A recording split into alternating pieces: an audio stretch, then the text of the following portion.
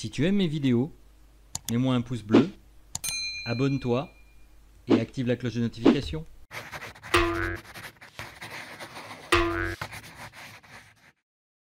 Alors bonjour les créatifs et les créatives.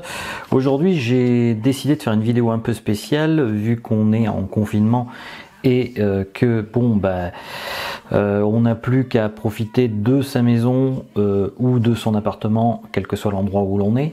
Je me suis dit que ce serait pas mal de partager un livre, un extrait de livre. Alors pour tout dire, l'idée elle vient pas de moi, elle vient d'une personne que j'ai vue sur internet proposer ce concept-là et j'ai trouvé que l'idée était charmante. Donc c'est un contact sur mon groupe Facebook, enfin sur ma page Facebook qui a marqué ça, et je me suis dit que ça serait pas mal de commencer à vous lire un extrait d'un livre qui me touche et que je suis en train de lire d'ailleurs parce que je ne l'ai pas tout à fait fini. C'est Voler comme un artiste. Alors j'aime bien ce titre parce qu'en fait dedans il y a deux sens dans le mot voler. Voler ça veut dire liberté, ça veut dire aussi trouver sa propre liberté avec l'art et la créativité, parce que souvent dans notre vie quotidienne on nous impose un certain nombre de choses, un certain nombre de rythmes à tenir, et en fait justement on perd un peu le fil de ce que l'on est et de ce que l'on voudrait être. Alors justement voler comme un artiste, ça vous remet un peu l'idée en question, et puis c'est aussi un mot qui est employé à deux termes, c'est-à-dire voler aussi les idées des autres quelque part. Alors je sais que ça peut paraître pas très moral, mais dans les faits, si l'on regarde, on est tous le contexte d'une époque et d'un contexte historique quel qu'il soit. Qu'on le veuille ou non, par exemple, avec le confinement actuel, on est forcément influencé par l'histoire qui est en train de se créer au jour le jour dans notre pays. Donc forcément, ça va faire naître des idées nouvelles, sans doute, avec tout ce qui vient de se passer là, par exemple par rapport au milieu médical, où on s'aperçoit quelque part qu'on l'a délaissé depuis des années pour des questions de rentabilité, pour des questions d'argent, de fric. Peut-être que nos gouvernants vont prendre enfin conscience que tout n'est pas marchandise et qu'il faut mettre aussi l'humain en avant, et que tout ne peut pas être réduit à un axiome financier, juste entre guillemets à un concept uniquement basé sur l'argent, parce que notre économie est vraiment basée là-dessus. Alors là-dessus justement, l'idée c'est que, ce livre-là parle pas forcément de ça, mais il parle en fait de se connaître soi-même. Et je me suis dit que ça serait pas mal de vous lire le passage justement qui concerne la connaissance de soi-même, en espérant que ça vous fera réfléchir et puis que ça nous fera réfléchir tous. Si vous avez aussi, vous, des écrits, vu que cette personne sur Facebook a proposé justement que chacun lise un extrait, chacun à son tour, eh bien, n'hésitez pas à le faire partager, ça sera très bien. Et puis comme ça, on s'apprendra des choses l'un à l'autre, à distance, sans être forcément les uns chez les autres, vu qu'on ne peut pas, à cause du confinement. Donc je vais vous lire ce petit passage, et puis j'espère que ça vous plaira. Crée et connais-toi toi-même. Si j'avais entendu pour être créatif de savoir qui je suis ou ce qui me motive, eh bien je serais encore là à me décortiquer au lieu de mettre les choses au monde. Selon mon expérience, c'est dans la création et le travail que l'on découvre qui l'on est. Vous êtes prêts ? Commencez à faire des trucs. Vous avez sans doute peur de vous lancer, c'est normal. Les personnes instruites souffrent d'un mal très réel et très répandu, le syndrome de l'imposteur. D'un point de vue clinique, ce syndrome est un phénomène psychologique qui pousse certaines personnes à nier la propriété de leurs accomplissements personnels. Autrement dit, vous avez l'impression d'être un charlatan, d'improviser, de ne pas vraiment savoir ce que vous faites. Figurez-vous qu'aucun de nous sait ce qu'il fait. Posez la question à n'importe quel créateur et il vous dira l'exacte vérité. Il ignore d'où ça vient. Tout ce qu'il sait, c'est qu'il s'attelle à la tâche. Faites semblant jusqu'à ce que vous réussissiez. Savez-vous que c'est la dramaturgie, ce mot savant désigne ce que William Shakespeare a expliqué il y a 400 ans dans sa pièce Comme il vous plaira. Le monde entier est un théâtre, où tous les hommes, les femmes sont de simples acteurs. Ils ont leurs entrées et leurs sorties, et chacun joue bon nombre de rôles dans sa vie. Autrement dit, faites semblant jusqu'à ce que vous réussissiez.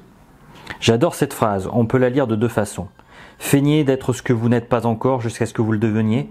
Faites semblant jusqu'à ce que vous ayez du succès, jusqu'à ce que chacun vous perçoive tel que vous souhaitez être perçu. Ou feignez d'accoucher de quelque chose jusqu'à ce que vous vous en accouchiez pour de vrai. J'aime chacune de ces interprétations. Il faut enfiler le costume du personnage que l'on veut être, et non pas celui du personnage que l'on est. Et il faut entreprendre tout de suite le travail auquel on aspire. J'aime aussi le livre pour enfants de la musicienne Patti Smith, Just Kid. Il raconte l'histoire de deux amis partis vivre à New York parce qu'ils veulent devenir artistes. Savez-vous comme ils s'y prennent? Au début, on est des imposteurs, et ensuite, on devient vrai. Donc voilà, c'était le petit passage donc sur la manière donc de devenir quelque part un artiste. Et vous voyez bien qu'en fait, tous les artistes avant d'être artistes font semblant de l'être. Donc peut-être que justement, il ne faut pas vous décourager en vous disant que ce que vous faites est forcément mauvais. Et puis donc vous lancez. Après, la suite viendra si votre travail est de qualité, si vous vous attelez. Il n'y a pas de raison que ça ne marche pas. Il y a aussi un autre truc, un autre passage que je voulais vous lire, justement parce que souvent on s'imagine que les artistes ont des idées que nous on ne pourra jamais avoir parce qu'on n'a pas autant d'imagination qu'eux. Et là justement ce petit passage il est assez sympa dans le livre parce que je trouve que il montre bien quelque part que rien n'est original. D'ailleurs il s'appelle Rien n'est original. Selon l'écrivain Jonathan Lethem, 9 fois sur 10 les gens qui qualifient une chose d'originale n'en connaissent ni la source ni les références. Un bon artiste, c'est que rien ne sort de nulle part. Toute œuvre de création s'appuie sur ce qui l'a précédé. Rien n'est absolument original.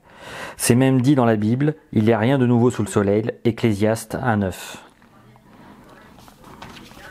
Cette idée, qui en démoralise plus d'un, me remplit d'espoir, ainsi que l'affirme l'écrivain français André Gide, toutes choses sont déjà dites. Mais comme personne n'écoute, il faut toujours recommencer. Quand on se libère du fardeau de l'originalité absolue, on peut cesser de créer quelque chose à partir de rien et accepter de subir les influences au lieu de s'y soustraire. Qu'est-ce que l'originalité du plagiat passé inaperçu? William Ralph Inge. J'avais aussi un autre passage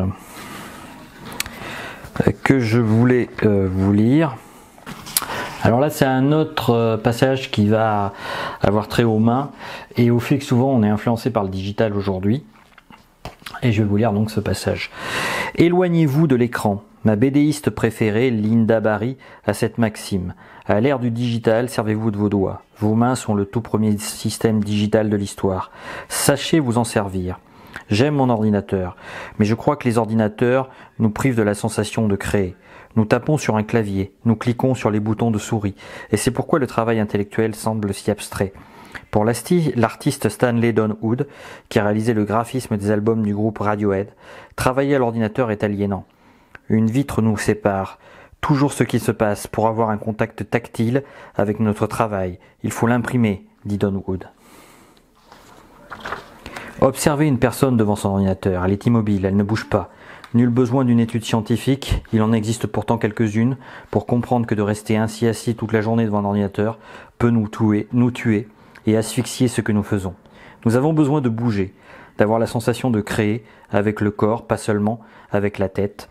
Un travail purement cérébral ne vaut rien. Regardez un grand musicien en concert, regardez un grand chef d'État haranguer les foules.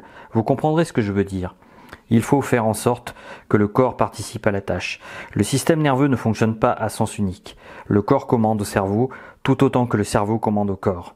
L'expression « faire comme si » traduit très bien cet aspect du travail créateur. On commence par faire comme si on jouait de la guitare, comme si on déplaçait des séquences notées sur des autocollants, comme si on pétrissait de la glaise, et ce geste machinal met le cerveau en route, le cerveau entame sa réflexion.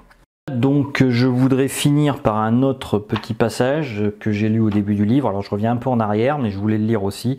C'était par rapport à l'éducation, où justement il vous montre une approche un peu différente de ce qu'on peut vous dire en matière d'éducation quotidiennement. Et c'est assez intéressant, je trouve, justement, de voir comment lui voit l'éducation. Alors, l'école est une chose, l'éducation en est une autre. Les deux ne coïncident pas toujours. Que vous fréquentiez ou non une institution d'enseignement, c'est toujours à vous qu'incombe la responsabilité de votre éducation. Vous devez vous intéresser au monde qui vous entoure. Renseignez-vous, vérifiez la moindre référence, fouillez toujours plus que tout le monde. C'est la seule façon de progresser. Googlez tout, absolument tout. Googlez vos rêves, googlez vos problèmes. Ne posez aucune question avant de l'avoir googlé. Si vous ne trouvez pas la réponse, vous trouverez une meilleure question. J'ai toujours étudié que je sois ou non allé à l'école. Lisez tout le temps, fréquentez la bibliothèque, être entouré de livres a quelque chose de magique. Fureter parmi les rayons, consultez les bibliographies. Le plus important n'est pas le livre de départ, mais les autres livres auxquels il vous conduit. Collectionnez les livres, même si vous ne prévoyez pas de les lire tout de suite. Le cinéaste John Waters a dit « Rien n'est plus important qu'une bibliothèque de livres qu'on n'a pas lus ». Ne vous laissez pas intimider par la recherche. Contentez-vous de chercher. Consignez vos rapines pour usage futur. Munissez-vous en tout temps d'un carnet de notes. Prenez l'habitude de transcrire les idées qui vous viennent et vos observations. Copiez les messages de livres que vous aimez. Rapportez des conversations entendues au hasard. Griffonnez en parlant au téléphone. Faites l'impossible pour toujours avoir du papier sur vous. L'artiste David Hockney a fait adapter les poches intérieures de ses vestons au format d'un carnet de dessin. Le compositeur et musicien Arthur Russell aimait que ses chemises aient 2 poches sur le devant, car il remplissait les fragments de papier à musique. Créez un fichier de rapine, vous avez bien lu, un fichier où vous conservez la trace de ce que vous avez dérobé aux autres. Fichier numérique ou fichier analogique, peu importe du moment qu'il fonctionne. Ce peut être un album dans lequel vous allez coller des images ou un fichier de votre photo-téléphone. Vous apercevez quelque chose qui vaut la peine d'être volé, glissez-le dans le fichier des rapines. Vous avez besoin d'inspiration, ouvrez vos fichiers de rapines. Les journalistes appellent ça une morgue ou un frigo. C'est encore mieux. La morgue est l'endroit où vous entreposez les choses mortes que vous ressusciterez plus tard dans votre œuvre. Mieux vaut prendre une chose qui ne nous appartient pas que de la laisser à l'abandon. Mark Twain. Voilà, je voulais finir sur cette petite phrase parce que je trouve qu'elle résume bien en fait ce que l'on est quand on crée.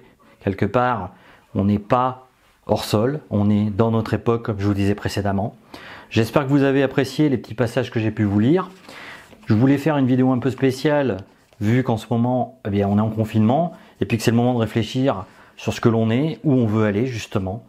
Et puis peut-être que le fait justement de ne pas travailler vous ramènera à l'essentiel et de vous dire justement que au lieu de gaspiller tout ce temps qu'on est notre vie à faire le bonheur ou entre guillemets la fortune d'autres, pourquoi pas aussi faire tout simplement sa propre fortune en créant soi-même et en faisant marcher notre imagination qui forcément bien entendu sera influencée dans le milieu dans lequel on évolue.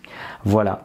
Je vous dis à bientôt pour une autre vidéo. Comme toujours, si vous le souhaitez, vous pouvez bien sûr télécharger le guide PDF dans la description qui est gratuit et qui est juste en dessous de la description, bien évidemment. Quant à moi, je vous dis à bientôt pour une autre vidéo, vu que je vais en faire de plus en plus nombreuses si possible, pour justement partager avec vous tous les centres d'intérêt que je peux avoir. Je vais faire aussi des tutos.